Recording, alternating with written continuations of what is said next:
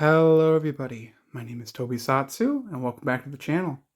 Today I'm going to show you guys what I bought in the month of May for physical media. This month has been pretty chill for physical media. The next few months I have some bigger purchases I need to take care of, so kind of needed to pull it back at least in terms of my usual spending. To start, we'll go over single movies and then we have some trilogies I've bought. To start, we've got an interesting one here. That being Lord of the Beans. So this is obviously a VeggieTales parody of Lord of the Rings. Super cheap. This was like $3 off eBay new. So very, very basic release. Has some behind the scenes and such. But my girlfriend is a big fan of this movie. She and I both grew up on VeggieTales, and this was the special she remembers the most from her childhood. So I gave it a watch. It's a cute little thing. I did a little mini review within my monthly watch list for May, so if you have interest on that, click the link up there or the link in the description, and you'll be able to check it out. So pretty nice. Next up is a gorgeous release that I'm very happy I got to pick up, that being Spider-Man Across the Spider-Verse. This is specifically, let's get some good lighting on that, the 4K Steelbook. I've been hunting this for quite some time, and the prices for this seem to vary drastically, specifically because I want to get it new. With 4Ks, I'm very, very iffy on buying things used just because, even though I haven't had a ton of bad experiences with 4Ks, I don't want to risk getting like a faulty disc just because there's so much data on them. But I got this 21, I think 60 off of eBay. Really good pricing. Honestly, I love the discard on this 4K. But really good pricing. Someone was doing a sale on their eBay storefront, so got a really good price on this. Have been waiting to bite on this for quite some time. I'm super happy to have this. This is going to be a great 4K disc. Just a gorgeous movie. I prefer the first, but needed this in the collection, and I'm really happy to have this. Next up is continuing the Toho Master Collection. We have Galore, the Three-Headed Monster. So this is obviously a DVD, part of the Toho Master Collection. And we'll get the sleeve off. There we go. I am now down to Gogeta. Not much crackle on this one also with the spine, which is interesting. Anyways, we're down to the final title, that of course being, like I said, Gogeta. And once I have that, I have all of the Toho Master Collection. That has been a childhood dream of mine, is to have all the releases. So really, really happy to have the ones I already do have. And maybe in June or even July, we'll have the whole collection, and that'll be a nice little thing to showcase. So that is Galore, the Three-Headed Monster. Next up, we start getting into trilogies. So I've gotten 3 varying trilogies. So, you know. First one I got off of Zavi. Yes, Zavi. And it's the UK release of Star Wars, the prequels. So, of course, that's Phantom Menace, Attack of the Clones, and Revenge of the Sith. I was debating on getting the 4Ks for Phantom Menace and then Revenge of the Sith. I have not watched Attack of the Clones in years. It's been a long, long time. That's a film I don't even know if I'll necessarily go back to too often. But I thought this collection would be worth it. I really like the art. I know with the 4Ks, the slipcovers are no longer in print. And so I'd hate to have, like... It seems like the Phantom Menace, some people are still finding them with slipcovers.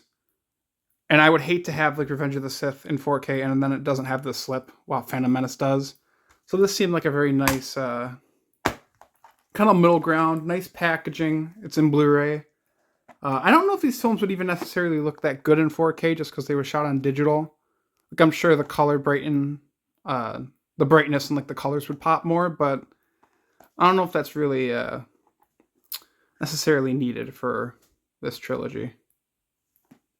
So, pretty nice. Really like this. This was $30, so super cheap. Happy to have that in the collection. Next up is a trilogy I've sorely needed, but the prices have just been exuberant for it. We have Lord of the Rings on 4K. No digital, no Blu-ray, unfortunately. This includes the theatrical and the extended cuts of the film. Let's see. You get all the films. I'm not sure. I don't think you get special features on this, which is kind of wild. But I got this off Grove, however the fuck you say it. I always screw it up. But I got it for $37 total, I think, after shipping. They were doing their Groove sale, whatever the hell they do. I'm not sure if it's like a yearly thing or what, but a ton of issues still using the site. The second time I've tried using their damn site and I've had issues. So massive pain in the ass to still use the site. So I'm kind of annoyed by that still. But for the price, it's fantastic. On Amazon, it's usually going close to 70, which for 3 movies is tough to kind of justify, to be honest. Especially when they don't come with special features, you're not getting Blu-ray copies, yada yada yada. But I need to get these films on Blu-ray just so I can have them on my Plex server and then have backups in case these discs ever do get damaged. I was thinking of getting the Middle-earth collection, but that's $150 right now. At one point that was $111 and I missed out my chance, which sucks, but what are you gonna do? I'm happy to have those. Definitely gonna be fantastic watches on 4K. And even with all those are some 2 fun trilogies. This has to be, I'm so ecstatic to have these. So I got the Sam Raimi Spider-Man trilogy on 4K. And the reason I went out of my way to get these instead of like the 3-pack is, one, it comes with the Blu-rays. The 3-pack in the US, I should say. But these come with the Blu-rays, but they also have individual packaging with gorgeous art. So, Spider-Man 1.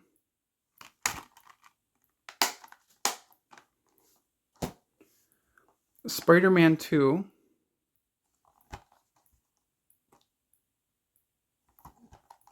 What's up?